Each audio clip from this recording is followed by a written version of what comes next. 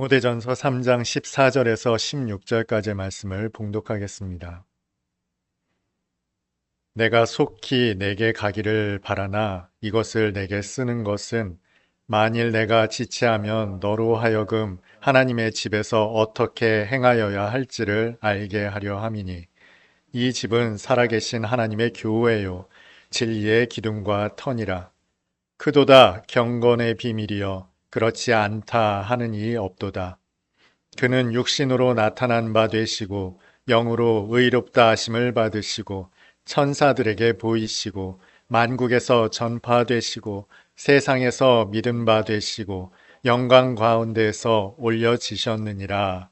아멘. 연애해 보셨습니까? 여러분은 연애가 뭐라고 생각하십니까? 제가 최근에 들었던 말 중에 가장 연애를 잘 정의한 것 같은 이야기를 소개합니다. 연애란 내가 할 수 있는데 대신 해주는 것, 이것이 연애랍니다. 이를테면 생선가시 바르는 거 내가 할 수 있죠? 그런데 상대방이 대신 해주는 것. 차를 탈 때 내가 문 열고 탈 수 있잖아요. 그런데 대신 열어주는 것. 식당에 가서 컵에 물을 따라주는 것. 수저를 놔주는 것. 이것이 바로 연애랍니다. 물론 그 자체가 모두를 설명할 수는 없겠습니다만 개인적으로는 무릎을 탁 치며 맞는 얘기다 싶은 생각이 들었어요. 연애해 보셨다면 이게 어떤 의미인지 아실 겁니다. 연애도 일종의 사랑이죠. 여러분, 사랑을 하게 되면 주인이 객이 되고 객이 종이 되는 경험을 하게 됩니다. 돌을 사랑하는 사람들이 있어요. 수석이라고 하죠. 이 돌을 사랑하다 보면 집안이 온통 돌밭이 됩니다. 거실이고 방 안이고 온통 수석으로 빼곡히 채워진 그런 영상을 아마 보신 일이 있을 겁니다. 돌이야 감상하라고, 그저 보고 즐기라고 수석을 좋아하는 것까지는 납득이 됩니다만, 아니 어떻게 사람이 사는 집을 그렇게 돌로 가득 채울 수가 있을까, 그런 생각 들지 않으시던가요? 그 사람의 삶을 보다 보면 사람이 주인인지 돌이 주인인지를 알 수가 없습니다. 돌을 마치 주인처럼 왕처럼 떠받들고 사는 그 삶을 보며 보통의 사람들은 한심하다 생각을 하죠. 요즘 40대, 50대, 60대 우리 집사님, 권사님들에게 최고의 인기를 구가하는 가수 임영웅 씨가 있습니다. 가수 임영웅 씨를 좋아하다 그렇게 좋아하시는 분들 얼마나 많은지 몰라요. 아들보다 더 좋아하는 것 같습니다. 요즘은 연예인들의 사진을 옷에 프린팅한 굿즈라고 해요. 이런 여러 가지 상품들을 팝니다만 온통 임영웅의 굿즈로 가득 채워진 40대, 50대, 60대 집사님, 권사님들이 계십니다. 콘서트가 열린다면 티켓이 얼마가 되건 그 콘서트에 가시는 분들이 계신다는 거예요. 커피를 사랑하면 온통 커피 용품으로 가득 채워집니다. 난을 사랑하면 난으로 채워지죠. 자전거에 미친 사람은 수천만 원을 호가하는 자전거를 아낌없이 구매하더라고요. 손주를 사랑하면 손주 바보가 되죠. 딸을 사랑하면 딸 바보가 됩니다. 애인을 사랑하면 애인의 바보가 되죠. 이 모든 과정이 내가 주인에서 객이 되고 객에서 노예가 되는 과정이더라고요. 사랑을 하면 노예가 됩니다. 세상의 관점으로 보면 왕이 주인이 되고 주인이 노예가 된다면 이것은 불행한 일이죠. 그런데 사랑에 빠져서 노예가 된다면 이것은 행복입니다. 강아지를, 고양이를 주인처럼 떠받들고 모신다 하여 요즘 집사라고 해요. 그 집사들이 불행해 보이십니까? 불행하면 키우질 않죠. 강아지들과 산책하는 그 시간, 사료를 주었을 때 오도독 오도독 씹어먹는 그 소리, 그만한 행복이 없죠. 피곤해 찌들어서 집에 돌아왔을 때 집에서 반겨주는 건 강아지뿐입니다. 얼마나 힐링이 될까요? 그래서 강아지의 집사로, 고양이의 집사로 사는 것을 포기하지 않습니다.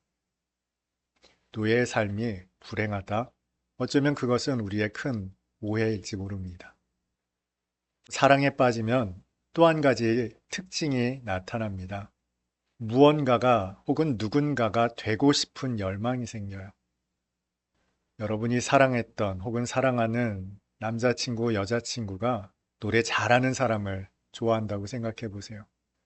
내가 노래 담쌓고 살까요? 아니면 부단히 노력을 하게 될까요? 내가 사랑하는 사람이 사랑하는 것, 좋아하는 것에 무관심할 수 없는 것. 그래서 내가 그런 사람이 되고 싶은, 그런 무언가가 되고 싶은 열망이 생기는 것이 바로 사랑의 속성입니다. 그래서 우리는 훌륭한 선생님이 되고자 하고 훌륭한 아빠가, 엄마가 되기를 소망합니다. 아이들이 좋아하는 할아버지, 할머니가 되기를 바라고요. 능력 있는 남친, 여친이 되고 싶죠. 이것이 사랑의 속성입니다. 여러분은 주님을 사랑하십니까? 사랑에 이런 속성이 있다면 주님을 사랑할 때도 그런 속성이 나타나겠죠. 주님을 사랑하는데 무관심하다? 무언가가 되고 싶고 누군가가 되고 싶은 열망이 없다?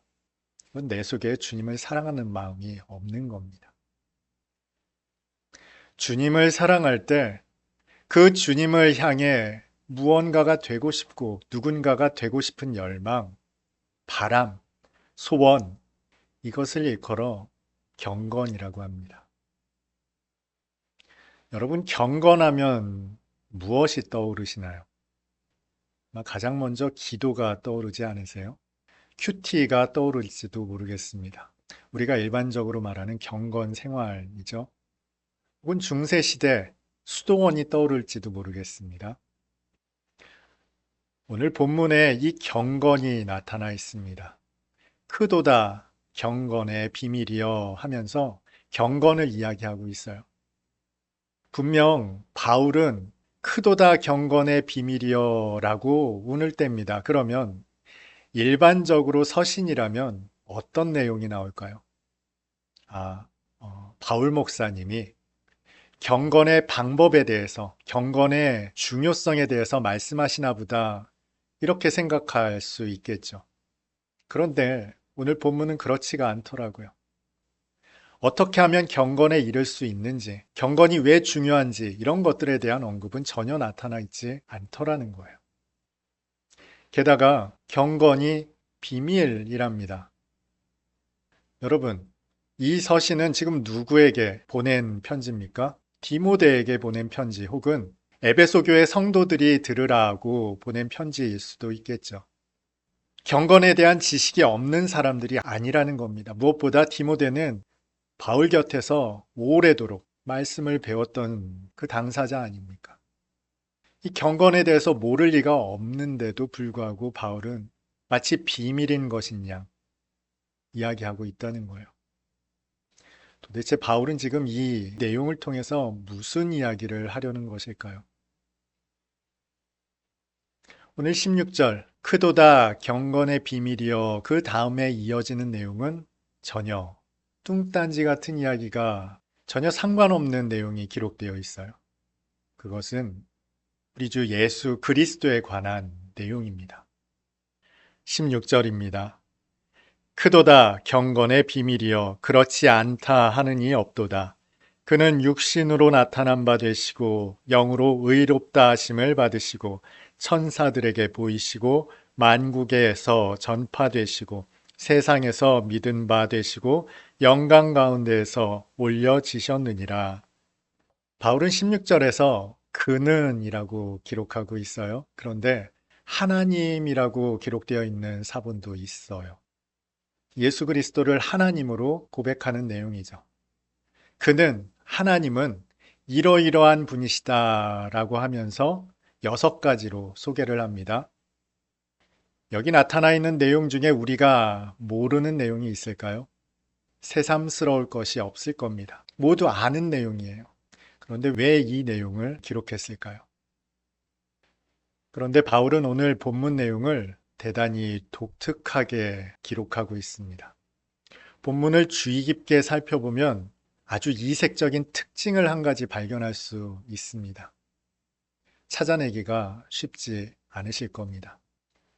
그래서 힌트를 화면으로 보여드리겠습니다. 16절 후반부에 그는 육신으로 나타난 바 되시고 이하의 내용을 NASB 역으로 화면을 띄워드렸습니다. 바울은 독특한 방법으로 기록을 했는데요. 수동태로 기록을 했다는 겁니다. 설명을 드리면 이렇습니다. 본문과 함께 보시면 도움이 될 겁니다. 그는 육신으로 나타난 바 되시고 라는 것은 사실 그는 육신으로 나타나시고 라고 쓸 수도 있습니다. 천사들에게 보이시고 라는 것은 천사들에게 보이고 라고 표현할 수 있습니다. 만국에서 전파되시고 라는 것 역시 만국에 전파하시고 라고 표현할 수도 있고요. 세상 사람들이 믿고 영광 가운데 올라가셨느니라 표현할 수 있겠죠. 그런데 본문은 영광 가운데서 올려지셨느니라 라고 기록을 했다는 거죠. 능동태, 내가 주체가 되어서 할 수 있는 그런 표현으로 기록할 수 있습니다만 오늘 본문은 모두가 수동태로 기록이 되어 있어요. 바울은 어떤 의미에서 수동태로 기록을 했을까요? 여기에 바로 경건의 중요한 의미가 담겨 있습니다. 하나님이신 예수께서 그 어떤 것도 자신이 자의적으로 하지 않으셨다는 것입니다. 마치 자신의 권리를, 자신의 능력을 내어놓은 것처럼 표현하고 있죠. 자신의 의지가 없는 사람을 노예라고 합니다. 그저 주인이 시키는 대로 할 뿐이죠. 그것이 죽음으로 내몰리는 일이라 해도 따를 수밖에 없습니다. 예수님의 모습을 바울은 그렇게 묘사하고 있어요. 그런데 반전이 있죠. 이 기록 속에 바울은 예수님의 영광을 오롯이 드러내고 있습니다. 이 6가지 내용을 통해서 오직 영광 받으시는 분은 예수님 뿐이세요.